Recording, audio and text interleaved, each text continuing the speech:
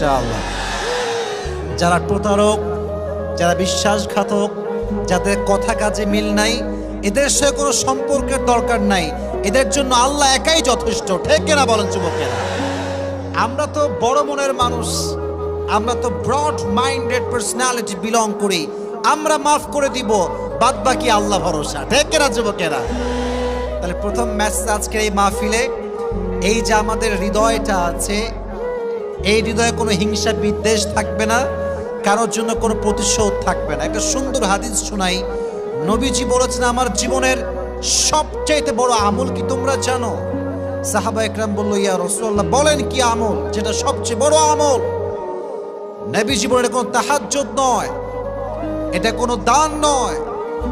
in ইসতাতা'তা আন তুসবিহা ওয়া তুমসিয়া ওয়া লাইসা ফি কলবিকা গশশুন লিআহাদিন ফাফআল যালিক ওয়া